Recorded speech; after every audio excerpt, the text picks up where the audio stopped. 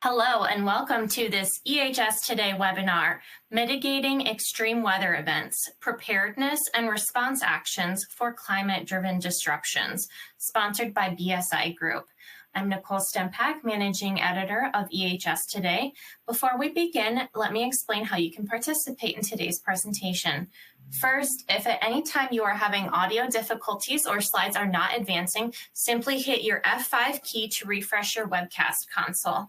If you are running pop-up blocking software, you will need to disable it to view the webinar. If you have any technical difficulties during today's session, please press the question mark help button in the upper right corner to receive assistance in solving common issues. This webinar technology allows you to resize the presentation by clicking the maximize icon in the upper right corner to enlarge the window. We welcome your questions during today's event. To submit them, simply type them into the Ask a Question window on the left side of your screen and then hit the Submit button. We'll be answering as many questions as possible during the Q&A session that will follow the main presentation, but please feel free to send those in at any time and we'll add them to the queue. Please also be aware that today's session is being recorded and will be available on the EHS Today website within the next day for you to review. You'll also be notified by email when the archive is available. And when the webinar ends, we ask that you please take a moment to complete the feedback form that will appear on your screen. Now let's meet our speakers. First, we have Dr. Gauri Ganbavali, who's a senior consultant of decarbonization and climate action at BSI Consulting. Gauri has over 8 years of corporate experience in climate change and energy, focusing on sustainability, environmental sciences, and energy policies. Her notable achievements include publishing research in peer-reviewed journals and presenting at international conferences. We have David Blacksburg, a senior consultant at BSI Consulting. David is an accomplished leader with over 20 years of experience in emergency management, business continuity, and process improvement, developing best practices for regulatory and accreditation compliance and incident preparedness, response, and recovery.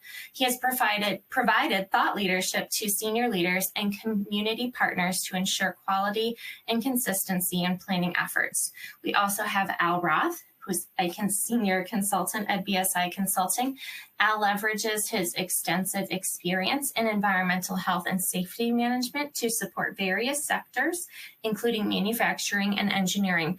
Previously, he was the director of EHS at Newport Corporation and senior manager at the Toro Company, where he achieved significant reductions in injury rates and environmental waste costs.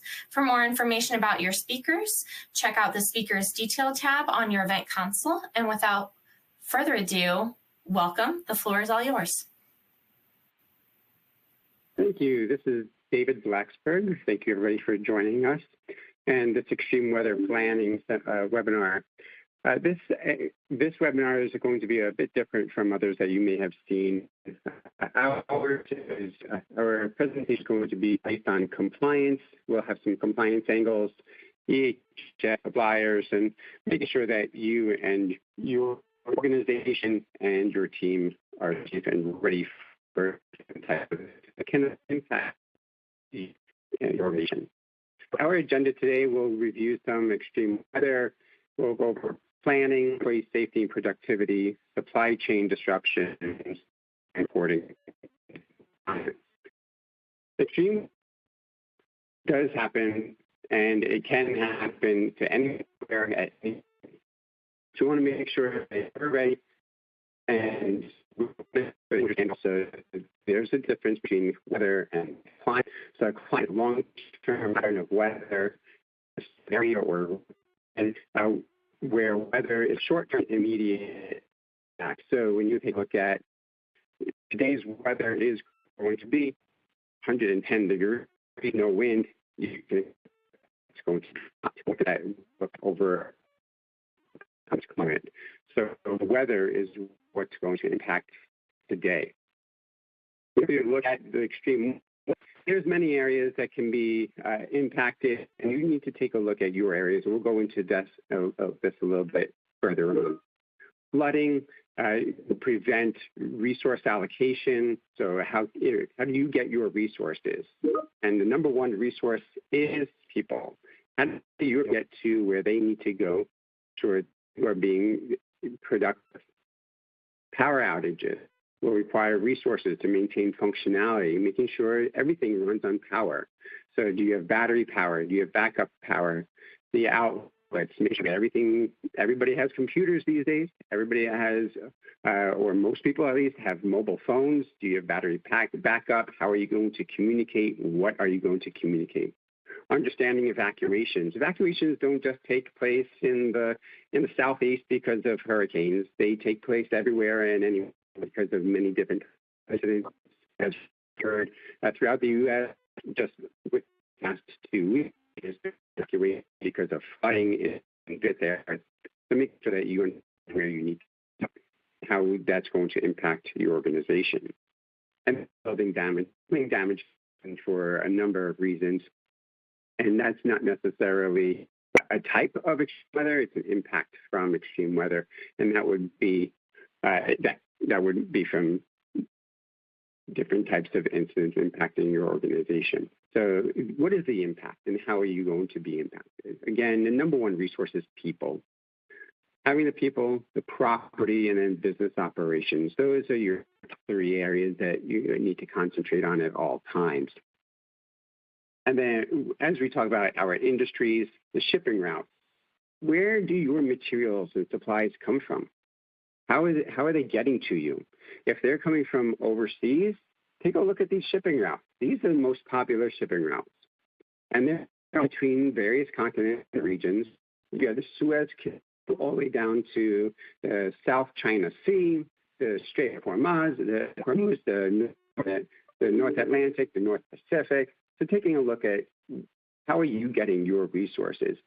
And if you're saying that, oh, I get my resources by train or by semi-truck, well, where are they picking it up from? They're going to be picking it up from California, from Florida, from New York, from one of the coasts, right?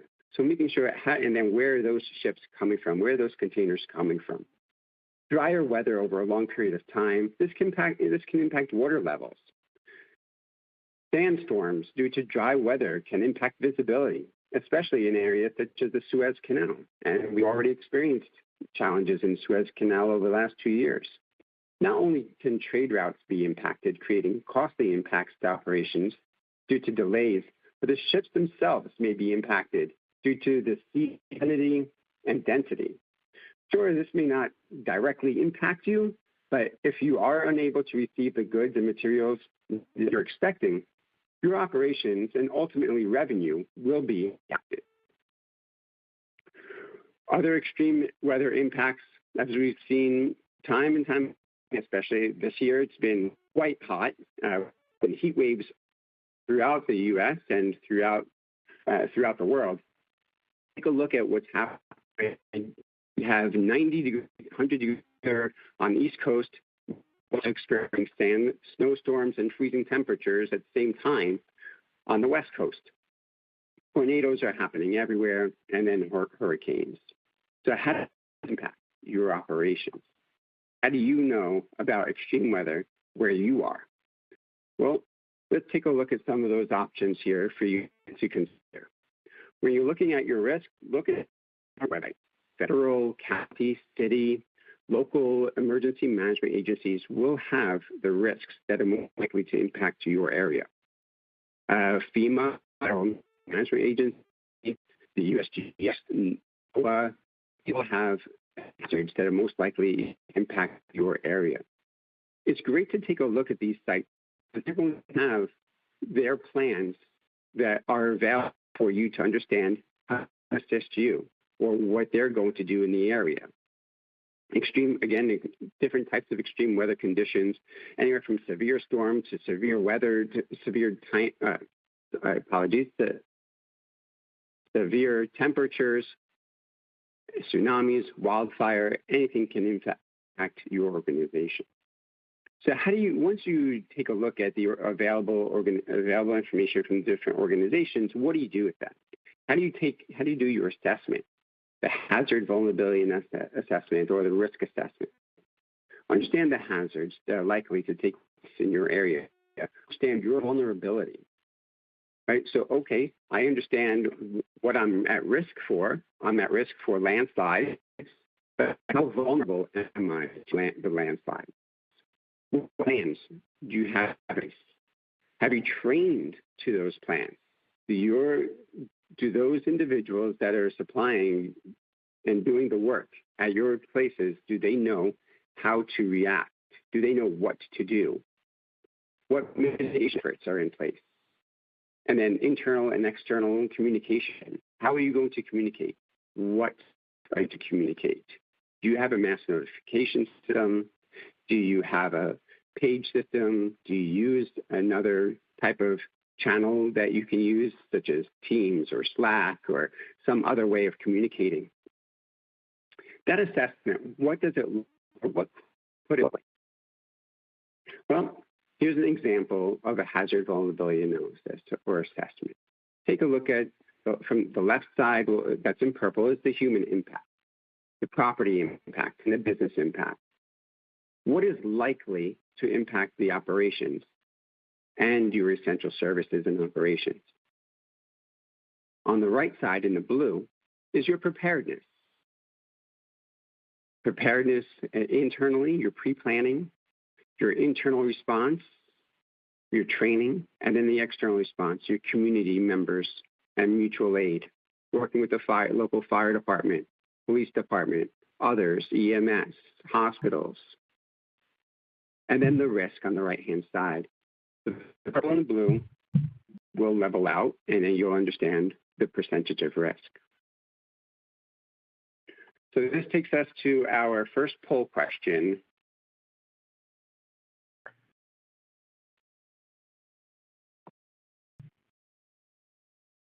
All right, our first poll question is, how prepared is your organization for potential climate-related operational disruptions?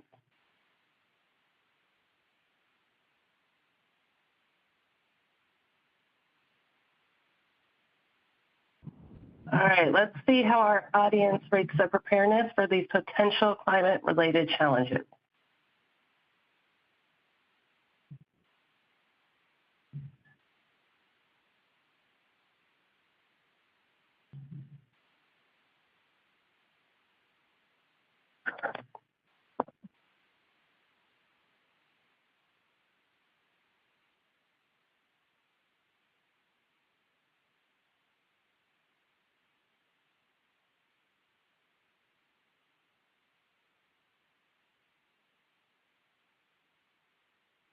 All right, so looking at the results so far, it looks like we have about 65% is that somewhat prepared, well prepared, around 24%, and not prepared is at 8%.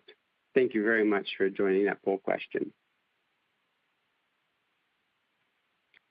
So emergency response plans, what do they look like? What should be included? How do you know what needs to be included when you're starting to look at compliance? Well, sections to be included are scope and purpose, the immediate response, so you understand, and those who have roles and responsibilities for immediate response, alarm system, communication system, how is there going to be reported internally and externally, evacuation procedure, and of course, training and drills. Without training and drills, knowing where to go, what to do to react. Occupational and Occupational Safety Health Administration, California OSHA, NFPA, ISO standards, all standards that understand if you're trying to meet requirements or those who rely on you are trying to meet requirements, they may ask you to meet some of these standards. So these standards are important to understand. What does that plan look like when it's developed and how to develop it? Well, developing a team. You need to have an internal team from external partners to part of that team. As I had mentioned earlier, you're going to be working with your fire department, your county, your city, the local law enforcement. Include them so that you can understand what resources they can provide to you. Plans incident response plan, roles and responsibilities, emergency notification, and business continuity plans, ensuring that your organization is able to be sustainable even through different types of training, developing a training team, developing that training, and what does a new training look like? It used to be just sitting down in a classroom or in a conference room and training to it. Well, now there's a lot of online learning through learning management systems, meetings, practicing. Take a look and understand what training looks like for you. What is the best training for you? Do you have an app that you can use? Have you developed one? Drills and exercises. What do those look like? Everybody's sitting around a conference table, working virtually and giving you a scenario to work through, and then an actual physical drill or exercise where you need to practice evacuation, practice response. Business continuity plans are different from emergency response plans. Emergency response plans are just that, response. Continuity plans are based on continuity. How are you going to continue your operations? What is essential to continue and sustain your organization in those essential elements? Some areas here may look a little familiar. They are part of the response plan, but when you're developing it, it will be different. Understand your business impact analysis, the incident response procedures, the risk assessment, exercises, again, crisis communications. Communication cannot be emphasized enough. Trainings and drills. When should they take place? How should they take place? New employee orientation, understanding when roles and responsibilities change, and of course, when a plan changes. So you do an exercise and you understand some opportunities for improvement, you implement those changes. Now those changes need to be trained. Drills and exercises, the planning team, choose the plan or a section of the plan that you want to and exercise to. Ensure that the objectives are very clear, they're specific or small, specific, measurable, achievable, realistic, and time-sensitive. Decide on how complex you want it. Are we going to work only internally and then next quarter or year work with our external partners? How complicated do you want to get this time? Identify the players, who's going to be participating in the exercise, and who's going to observe and evaluate. And then a hot wash or debrief, where you can understand the lessons learned. So when extreme weather strikes, what are you going to do? Monitor the weather, make sure that you are ready, understand what equipment needs to be moved, any supplies, documentation to a higher location. What essential equipment is powered down, has your authority to power down? In what order does it need to be powered down? Shut down any utilities that may cause more damage if they're impacted, and then send non-essential employees home. Everybody will be impacted. Everybody will be concerned for their family, their friends, their neighbors, anybody who might be impacted personally. I will now hand it off to my colleague, Al, for employee safety and productivity. Thank you. Thank you, David. Much appreciated. Hi, everybody. This is Al Roth from BSI. Thanks for joining today in this presentation. But before I start, we do have another poll.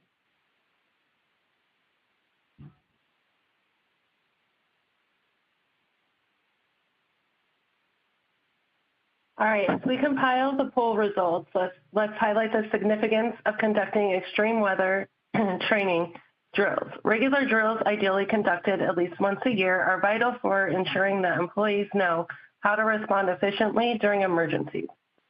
These exercises help identify weaknesses in your emergency plans and improve overall preparedness.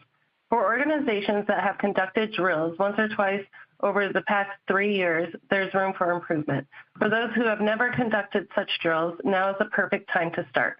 Effective training can make all the difference in safeguarding your business and workforce. Now let's look at your answers.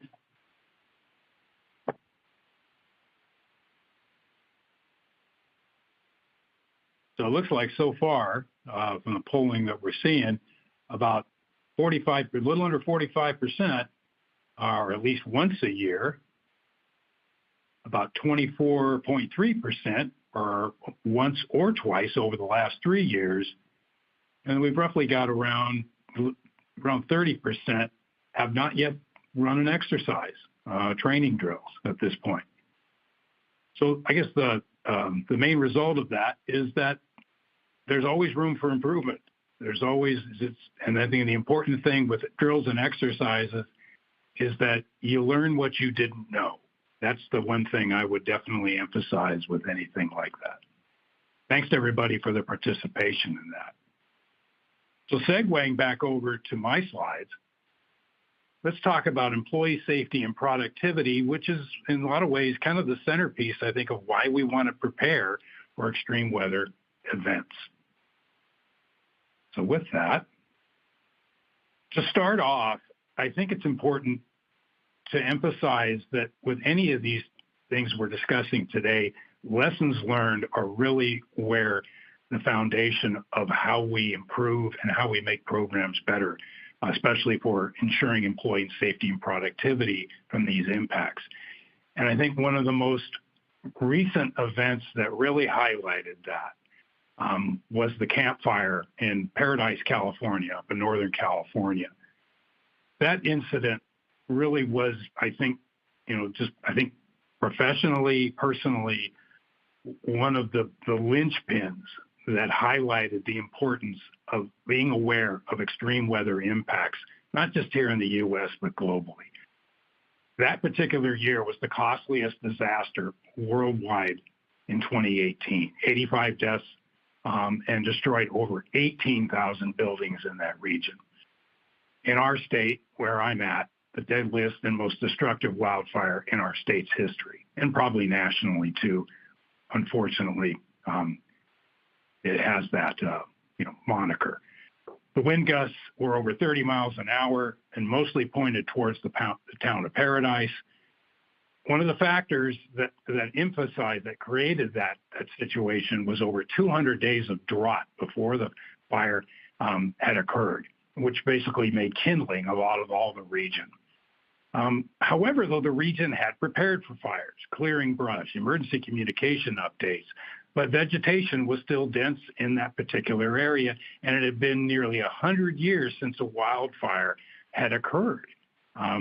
So things were unfortunately ripe for happening. However, from the disaster that we had, both personally and professionally to that region, there were some lessons learned. Both California and national building and fire code changes happened after that.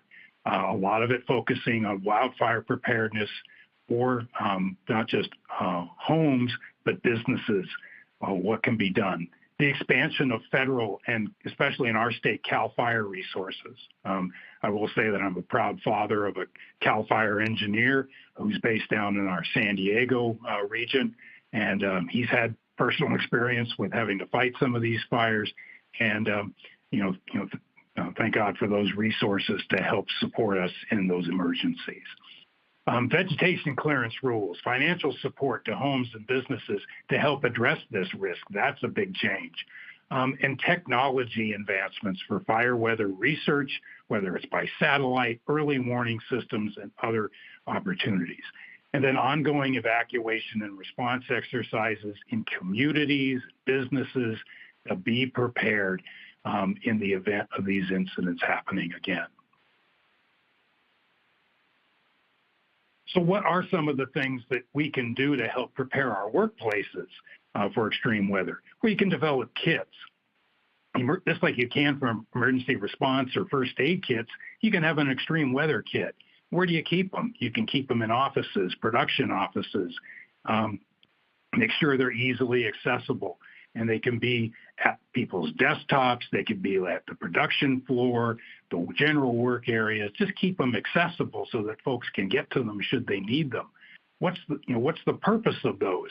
Well, it helps, especially if you have to shelter in place for even a short or long period of time from any type of, extreme weather impact. You have something to keep you safe and be prepared for any type of incidents that can happen. It's part of your evacuation tools. They can vary in size and complexity, but keep them comprehensive. And what's in those typical kits? Well, much as any other type of disaster preparedness kit, you've got flashlights or headlamps. You got batteries, of course. Make sure those are checked on a regular basis. You can use glow sticks, a whistle for alerting folks in an emergency, tape of some type, whether it's duct tape or builder's tape or anything like that. Ponchos for wet weather, emergency blankets, the foil type that are convenient, nitrile gloves, or disposable face masks, N95 or similar. Things like that can be part of a good kit. You can build these kits yourself, or you can purchase a lot of these from services that are available in your communities. But what else can you emphasize for your personnel and their families? Well, emphasize to them that make sure that they've got their essential documents for their families, driver's licenses, passports, any insurance documents. Have copies of those.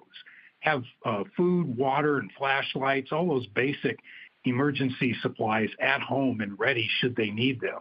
If they have young children, whether they're infants or toddlers or just young kids, have all the things they need, diapers and wipes, powdered milk and baby food, bottles, toys and games, coloring books, a comfort animal, a stuffed animal of some type. Little things like that can make a big difference for yourself and those of you who have elderly family members, or those who need special care. Have medications, at least a week's worth, available and ready to go. Spare eyeglasses, hearing aids, wheelchair batteries, or a backup hand-powered wheelchair if needed, oxygen, and copies of your medical insurance. Just because you have an app on your phone doesn't mean it's going to be available to you in an emergency. Have paper copies, go old school on stuff like that so you have it available for you. And last but not least, your pets. Make sure you have leashes, pet carriers, a collar with a license ID tag, their medication and food, at least a week's worth, vet records, supplies to help dispose of waste. And if they get lost, have a picture of that animal, your dog, your cat, whatever it might be, horses, whatever they might be, so that they can get hopefully found if they get lost in an emergency situation.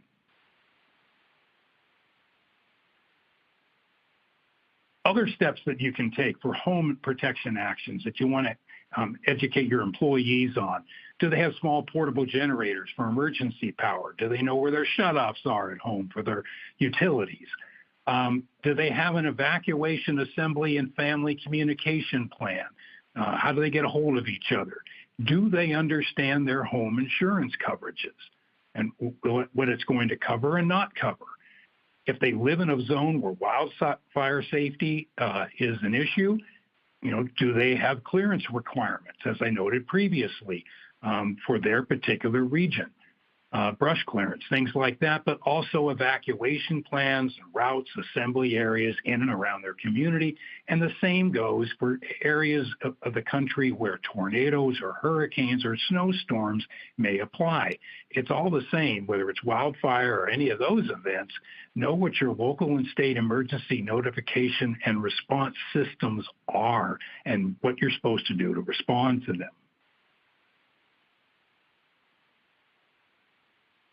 This can also impact supply chain disruptions, and there are some EH&S and operational impacts to consider.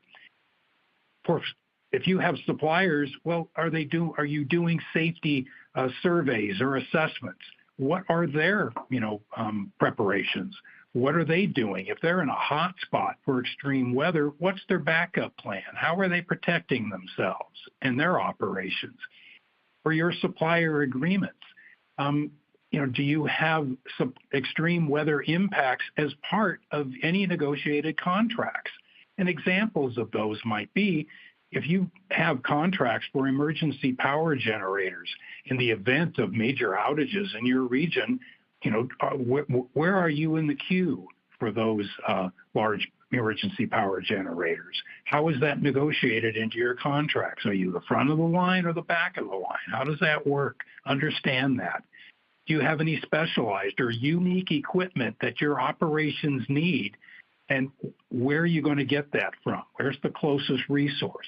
And the same thing goes with bulk raw materials or chemicals or other materials that drive your particular business. Are those in play? And where can you get those? And the big question is always alternative suppliers. Do you have those alternative suppliers in the event of those disruptions?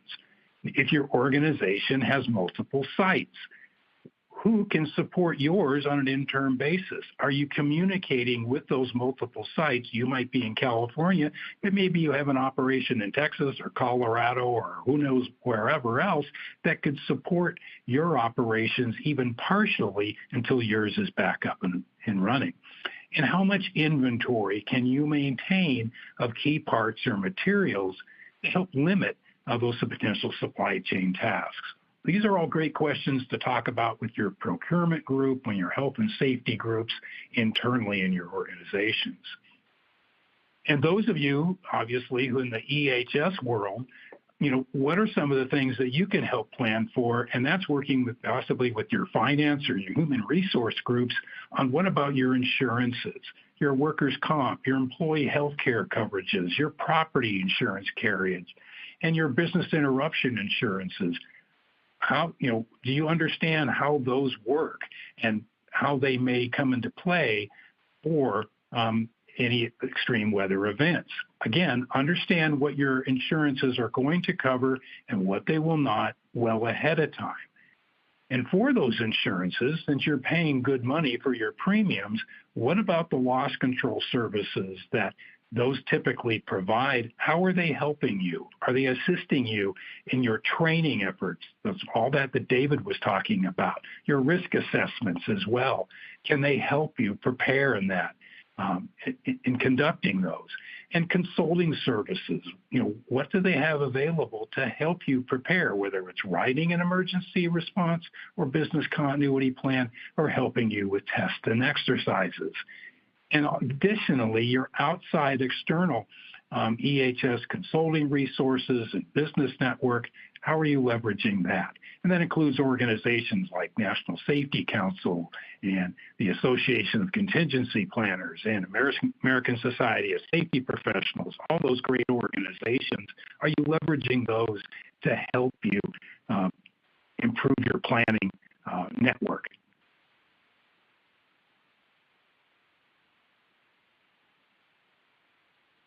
For regulatory and compliance risks that can happen from extreme weather impacts, think about considering, if you have OSHA reporting, if you have serious injuries or even fatalities that may occur at your facility from an extreme weather impact, if it happens during working hours, these may potentially become OSHA recordable injuries, and you have to deal with that.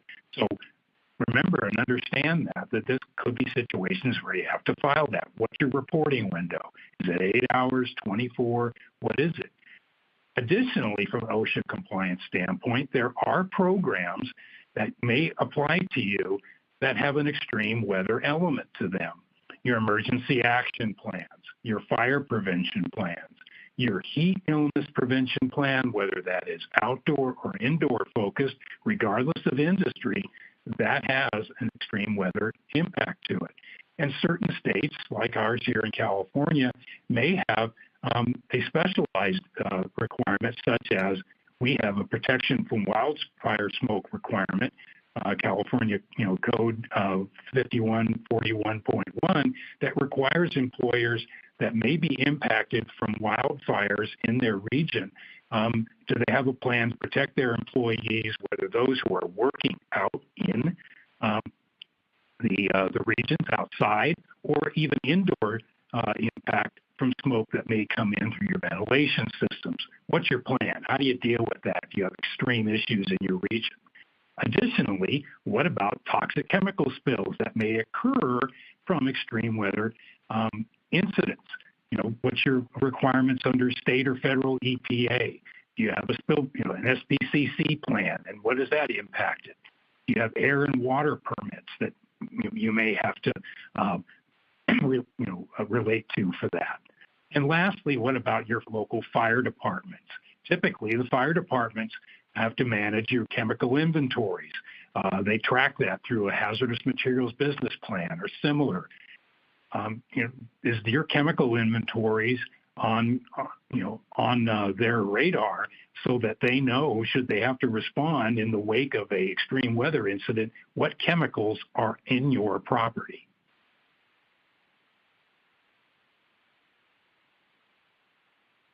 So lots of stuff in that regard.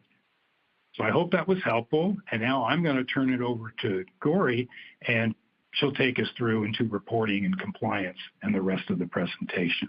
Thanks for your attention. Thanks, Al. Hi, everyone. My name is Gauri Kantavle. I lead our Climate Risk Assessment and Climate Resilience Service. Today, I will be focusing more on climate risk analysis, also talking to you about climate adaptation, and also providing you an overview of the most recent, current, and upcoming climate risk reporting requirements that most of you would be exposed to. But before I get into that, I think we have the next poll question.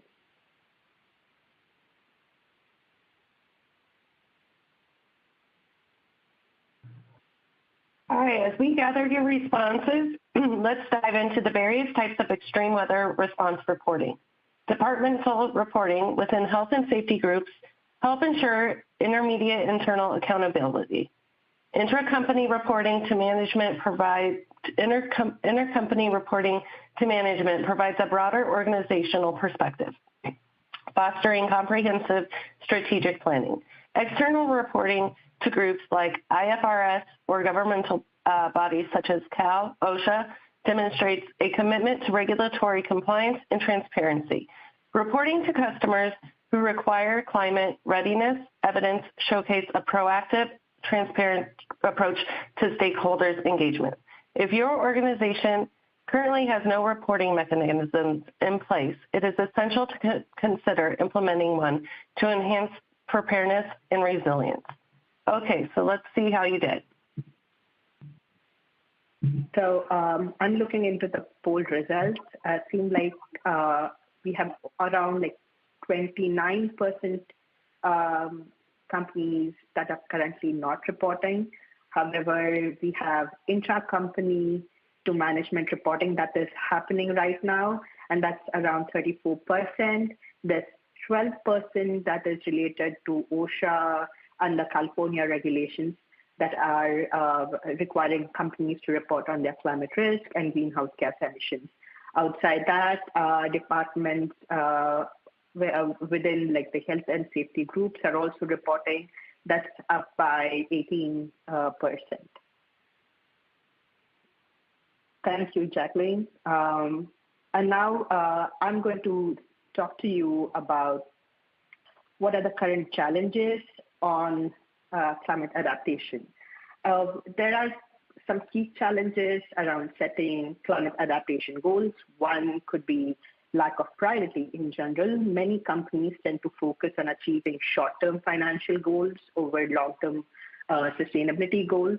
Additionally, companies may have the resource constraints, such as lack of expertise to develop and deliver climate strategies, or may even lack clear metrics or targets or KPIs to track the progress towards achieving their sustainability goals.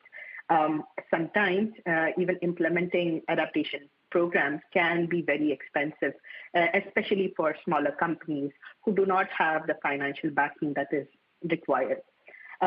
Additionally, there are some external challenges, and these could be policy-related. One thing could be some of these policy environment that we have right now tends to fail to incentivize companies to take proactive adaptation measures. So what if a company decides to identify their climate risks? And why, in the first place, do companies need to identify their climate risks? For one, these, like Al or David just discussed, one of the major impacts of climate change is extreme events, and these extreme events cause loss of property, people, and huge losses to the business, which eventually means a huge financial loss to an organization. And that's the basic driver for companies to start accounting for the climate risk. So what kind of frameworks are there available for companies to quantify the climate risk and identify the financial implications? So there is this framework that we have, that's the TCFD framework, also known as the Task Force for Climate-Related Financial Disclosure, which is the most widely used climate risk reporting framework across all countries, nations, and now has become the basis on which most global regulatory requirements are based. So what does the TCFD framework include? The TCFD framework has four thematic areas, that is governance, strategy, risk management, and matrices and targets, around which companies are supposed to collect information and quantify what kind of governance structure they have, to understand climate risk and take initiatives to adapt to these or mitigate these climate risks. What kind of climate strategies are they setting? What kind of risk management processes are going to be in place for companies to quantify and mitigate these risks? Similarly, what kind of matrices and targets are companies setting to identify risks and opportunities and achieve their climate-related goals? So the TCFD framework includes four thematic areas that I just mentioned and has 11 recommendations for companies that companies could use to and use that as a guide to quantify the physical and transition risks and opportunities.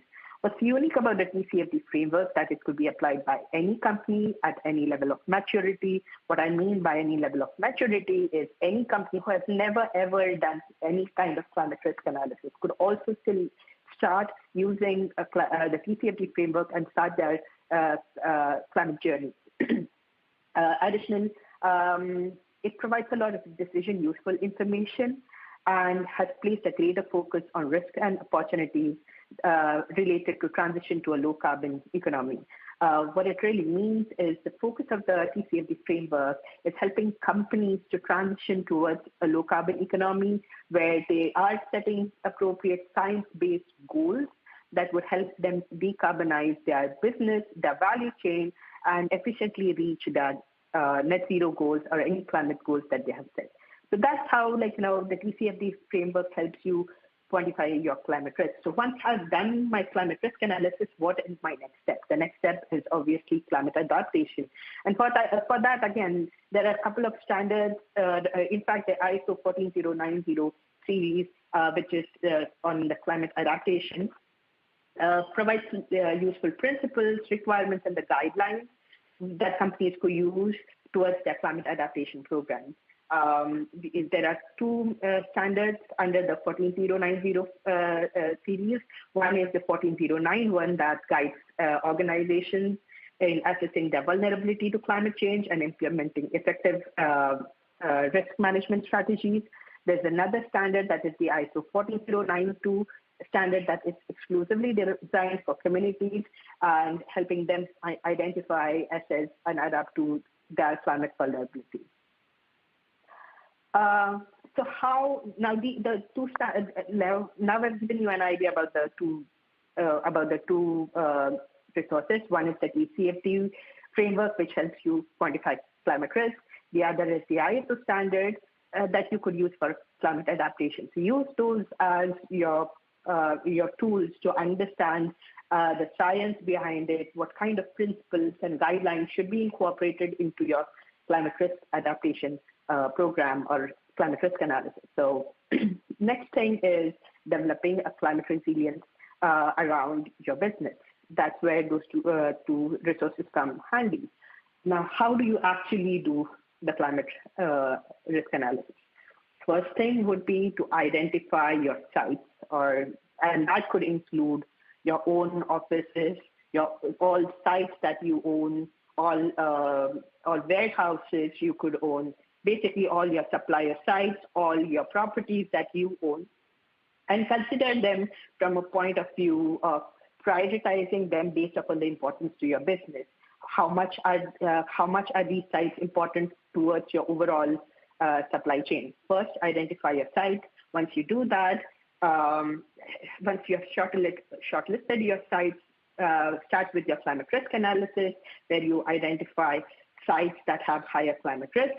And then once you identify the sites with higher climate risk, identify whether they have, send out those surveys, check how climate resilient are they, how prepared are they.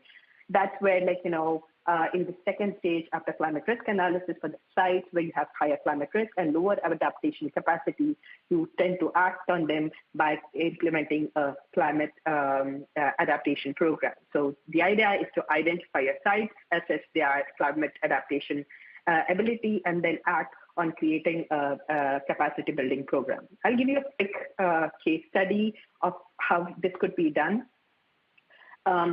I'm using an example for an apparel company. We could consider the raw materials, their material production sites, their offices, the logistics centers, all of that for climate risk analysis. And then what's done is a climate risk mapping exercise where through scenario analysis that is usually done through using IPCC models and selecting the IPCC scenarios, companies could check the level of climate risk their sites are exposed to. So for example, in this slide here, what you see is the level of climate risk for all the sites of this apparel company. So some of their major hotspots where they have huge climate risk are Southeast Asia, parts of United States. And then the plot here is really helping you pinpoint what kind of climate risk I have across my my different operations. So it pinpoints the climate risk across your value chain. And what kind of physical risks are considered? Acute risks such as drought, floods, heat waves could be considered.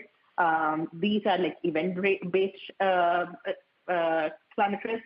Chronic ones are the long-term climate risks that happen, for example, sea level rise, permafrost thawing. That all is long-term impact. So both short-term and long-term impacts are both considered under the physical risk analysis. And why do we do that? Mainly because climate risk can have a direct financial impact for organizations by causing direct impact to assets, or indirect impact to the supply chain disruption could increase your operational costs. For example, with higher hot days, the cost of energy consumption increases. So that's a financial risk for an organization. So while companies want to consider the sites and offices and properties, they should also focus on other important things, such as, for example, in this case, the apparel company also needs to understand what kind of climate risks are associated with their raw material sourcing. For example, in this case, it's cotton, and we did a similar climate risk analysis. And what we see is, one of the major climate risk is drought. And that's mainly for China, United States, Brazil, and Pakistan, which are major cotton producing and exporting countries. So companies, as much as want to consider their own sites and locations, should also consider the regions from where they are sourcing. If they understand their climate risk related to their sourcing, they could make the changes to their sourcing regions so as to prevent the future supply chain disruptions caused because of extreme events. David and Al has already discussed in greater detail, but what really needs to be done after climate risk analysis is doing a supplier climate risk resilience survey, which is already discussed by Al and David.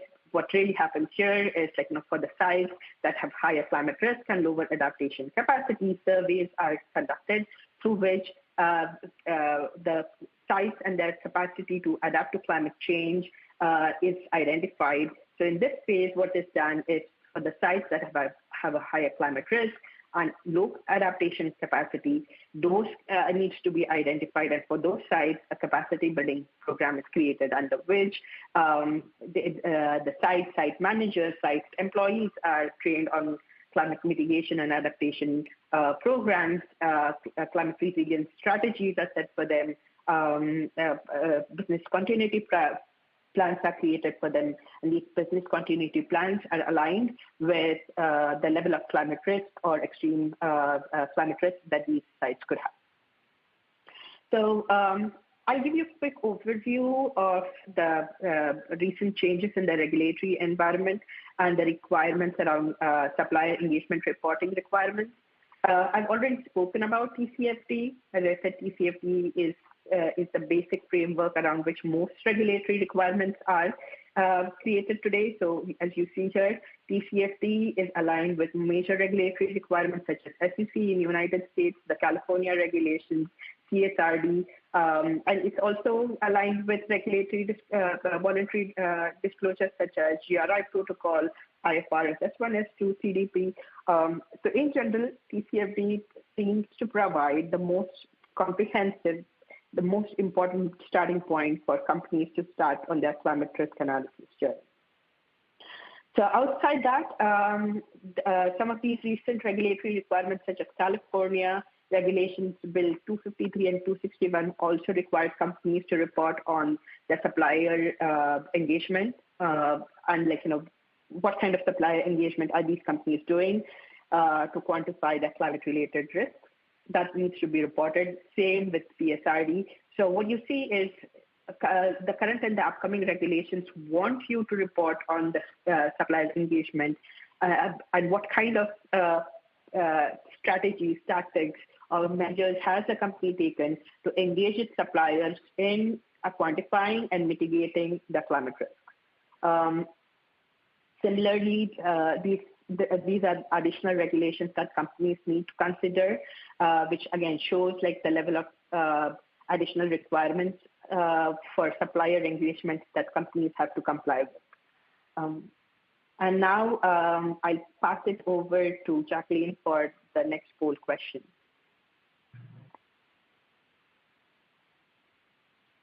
Thank you, Lori. And for this final poll, it is noteworthy that outside resources may at times be needed for extreme weather mitigation. Access to special software and related data can enhance productivity capabilities and response times. Training, support, and drills are crucial for equipping employees with the necessary skills to handle emergency effectiveness. Planning and reporting formats, templates, and guidance all streamline the preparation and documentation process, ensuring consistency and thoroughness. External readiness assessments provide an objective evaluation of your preparedness, identifying areas for improvement. So to wrap things up, let's take a look at the final peer-based poll results for this presentation. So the poll says external readiness assessment, 34%, planning and reporting formats, templates and guidance shows the highest percentage, that is 42%, training support, that is 14%, and software related data access is 12% around.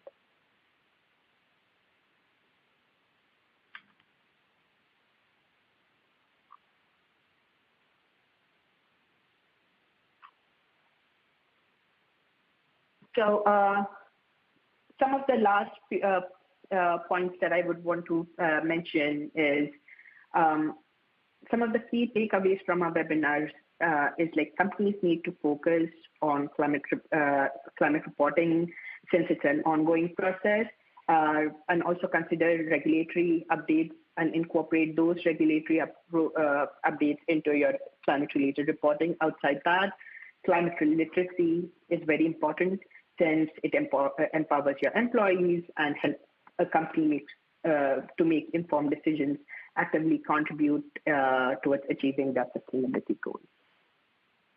And that is it from our side. Can you take the questions, please?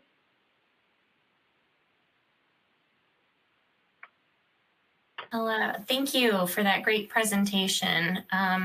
As noted, we have some questions, so we're going to jump right in. But as a reminder, please take a moment to complete the feedback form that will appear on your screen at the end of the webinar. Okay, and it looks like we have time for just 2 questions. Oh, sorry, my screen just updated. First question, does the U.S. Department of Commerce, BIS, offer any form of resources to go along with the international tracking of freight commerce?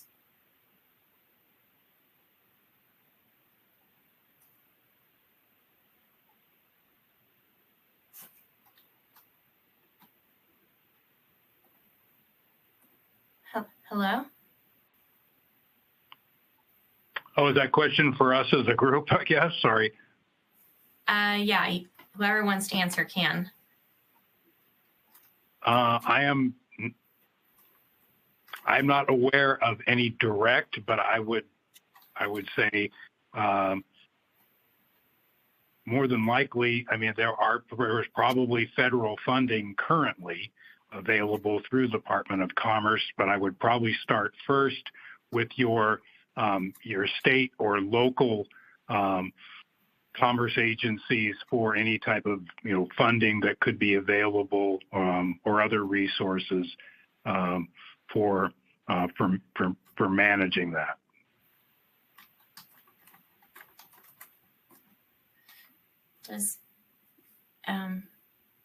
Does anyone else want to add to that? I could add. Of late, the European Union has come up with new regulations. CBAM is one of them, or the deforestation regulation is also available. Sorry. These regulations do provide additional information. It may not apply to you, but that could be used as a guideline for how do you collect information. Sorry, what kind of information needs to be collected. Okay, great. And it looks like our final question of the day, it's a little long, so just bear with me.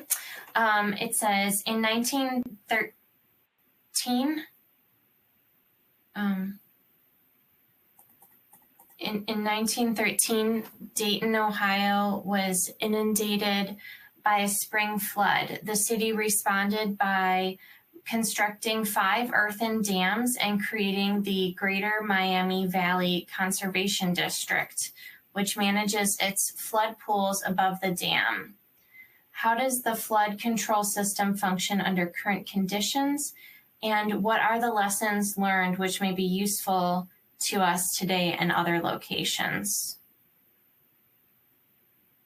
This is David.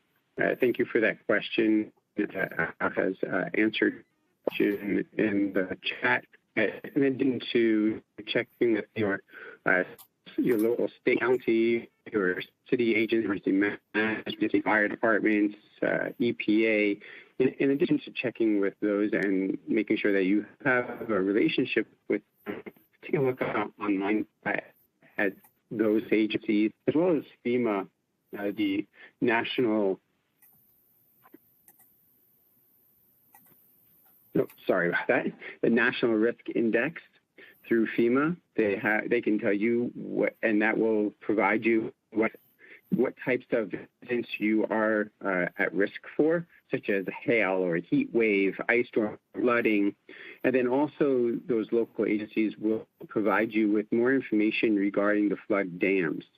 So taking a look at each of the areas, because it's important to note that your area might be impacted from another.